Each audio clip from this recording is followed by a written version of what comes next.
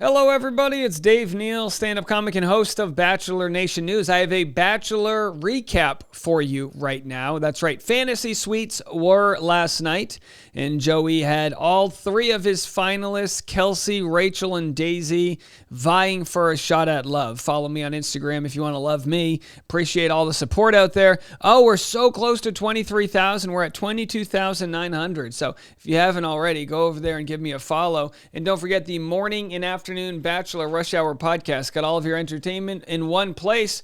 And immediately after this, I'll be going live on Patreon. I know, it's a lot. Patreon.com/Dave Neal. So I'm going to do things a little bit differently and break down these fantasy suite dates one at a time here.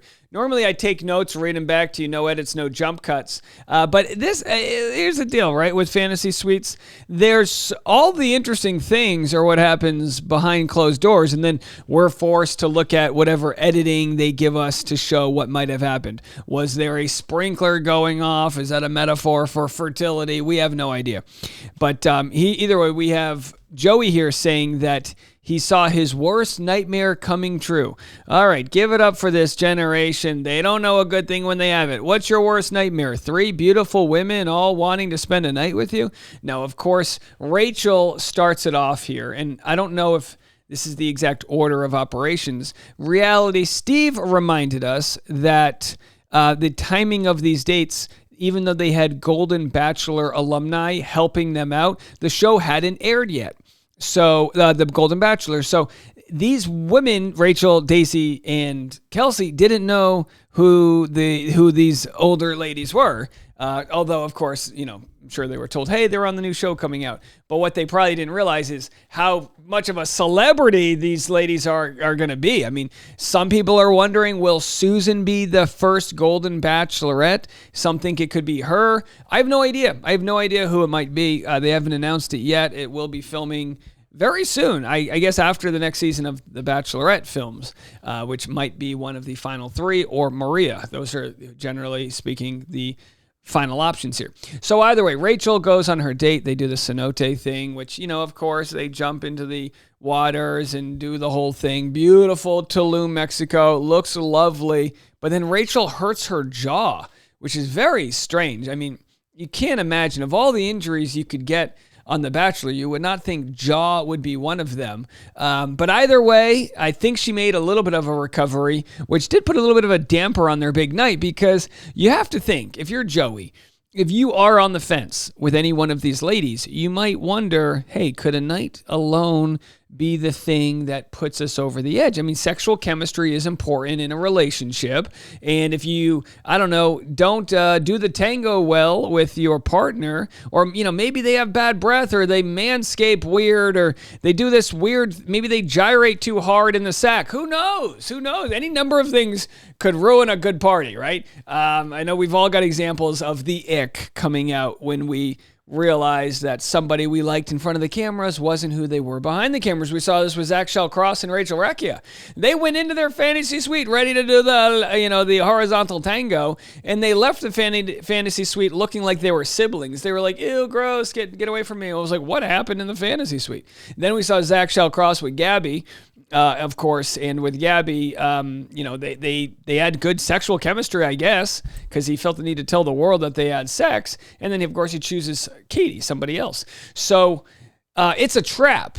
Fantasy Suites is a trap.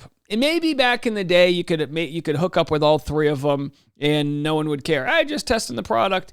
But in today's world, there's a lasting, everyone who's in the fantasy suites, they all know. They're not, if they decide not to tell, chances are it's because they banged, right? If you didn't bang, let's say Joey chooses Rachel, and then Rachel might be like, did you hook up with the other 2? Because in the back of your head, even though you're allowed to, even though it's a free world, you're going to have to deal with the repercussions if you hooked up with someone else the day before you end up proposing to her, right? So anyway, what they all did, it's none of my business, but we don't know. So their relationship survives the clenched jaw, as it were, and then we go down to Daisy. And of course, we have Susan giving good advice here. She says, don't let that get in the way. What I learned about myself from this show was I am a prize.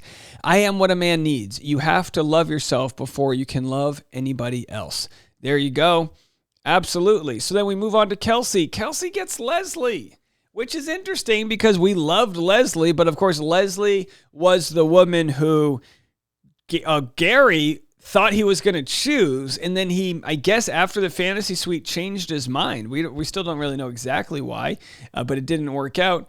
And Leslie said, part of me is like, oh my gosh, I feel insane. Or Kelsey said, I feel insane saying this. And I'm like, but I feel it, so it's not that insane. You know, that, of course, talking about the love, Leslie warns Kelsey, in a way only someone like Leslie or a Blake Horstman, the runner-up, only the runner-up can warn someone and say, just be careful. Because, yes, while if Leslie is or if Kelsey is the finalist, the winner, as it were, if she makes it to the end, it's like she'll be like, oh, well, my feelings were validated. But what about all the other women that say they were in love with him? Will they make it to the end? Like, who's going to be the one left holding the check here? Because that was Leslie. She's the one who got effed on her deal. Leslie warned Kelsey to be completely organic and do not let anything come in your head or on your head. You know, whatever, you know, just sage advice. I wish I wouldn't have felt so confident because then I was devastated, very sad, the radio personality continued, because I was really in love with him and I would not wish that on my worst enemy, that feeling I had where I was confident and then that was it. And I would say just always have something in the back of your head that you might not be it, which, okay, good advice, but also, sadly, I think the strategy for the show is to pursue love straight into the brick wall. You have to pursue that in hopes that you are the one, because if you go into it tentatively, maybe like Maria did, or someone else that might not have been like 100%, you know, and again, Maria was into the relationship. Maybe she's a bad example, but you know, it's a tough bag. Like Leslie recorded this in the fall, so she was fresh off being heartbroken by Gary. And sometimes, put it this way, Joey was the runner-up to charity season, obviously, but I never felt like Joey really fell hard the way Leslie did or Blake Horstman on Becca Kufrin's. Like, there's just certain seasons where you feel like the person's crushed. I didn't get that out of Joey. I don't know. Does that mean maybe charity wasn't the right one or he's not ready? I have no idea. Kelsey said she was totally freaking out and terrified, and Kelsey moved forward with a boat date with Joey. She said, I know there's a real love that's building between Kelsey and I, or Joey said, because I feel it, but I just don't know yet if Kelsey feels the same way about me as I feel about her, Joey said on camera. She's never said the L word. They went snorkeling and it was magical. Over dinner, Kelsey told Joey about the advice Leslie gave her. She told me kind of like not to expect and just always kind of be hopeful. Joey understood what Leslie meant since he went through a similar experience. With charity, I thought it was me. Like I was 100% sure, but I do feel like sometimes I struggle to be open because I still have that fear that it can be taken away. Again, I'll believe Joey. I just don't buy it. I don't buy that Joey thought he was 100%. I always kind of thought Joey knew that Dotton was the one, and he was just kind of like the sort of default finalist. That's just my thought. All right, let's go to Daisy. Daisy felt really emotional going into her fantasy suite date with Joey. Sandra came by to help the account executive get into the right headspace. Be open and for the most part, don't be afraid to talk with Joey, Sandra recommended. We love Sandra. Will Sandra be the next Golden Bachelorette? Don't just talk with Joey. Give it some oomph. Maybe even make it sexual, Sandra continued. I can't wait for us to start practicing making babies or something. Like, I'm telling you, men like that. They really do. Intimacy for men is different than it is for women. Sandra is giving her the real advice. Sandra's saying, go for it. Tell him you want to practice making babies. I think we know what that means. Find a guy on LinkedIn and then have oral sex and then trap him into making babies. You know, the standard way. Daisy seemingly tried to take Sandra's advice going in for a makeout session with Joey before they embarked on their ATV ride. She makes me feel whole, he added. And of course, in the preview, they had Daisy laying on the bed. I was like, all right, leave a little bit to the imagination here, folks. Over dinner, Daisy recounted to Joey about how her ex wasn't someone that's emotionally available. Oh yeah, every single one of them has horrible exes. You know, my ex couldn't tell me he loved me. My ex told me I was a piece of crap, this and that. But obviously they're exes for a reason, as they say. Joey talked about a relationship he had back in Hawaii where he lost my confidence in being a good person, a good boyfriend. You've honestly changed my life and how I look at myself, and I will forever be so grateful for that, Daisy said to Joey. Very fascinating stuff. And then, of course, we have the letter that came in, which we had a separate article for that. Kelsey's "We Need to Talk" note. Joey spirals. Okay, what's going to happen from that? What's going to go down from that? A perfect cliffhanger.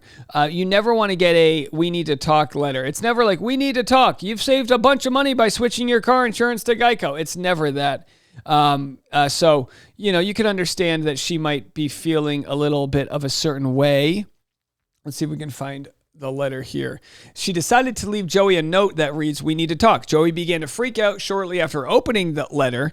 It was a nice touch for ABC to include the security footage of Joey finding the note instead of a professional setup. By the way, those were professional setup security cameras, but whatever. It almost makes you believe that producers didn't know he would be walking up to find it. Almost. No, I knew that was a plant.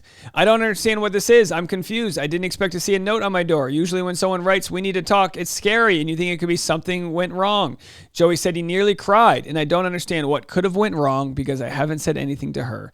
This would derail everything. The episode aired with a "to be continued." And that's where it leaves us, folks. All right, that's it. I'm going to be live on Patreon, patreon.com/Dave Neal. If you want to join me, I've got a show coming up in Arizona, in Phoenix, March 28th at the Desert Ridge Improv. You can go to my Instagram and check that out. I've got links for the tickets right there. Or also check out the morning and afternoon podcast, Bachelor Rush Hour. Woo, boy, it's a busy one. We'll talk to you guys later. Have a good one.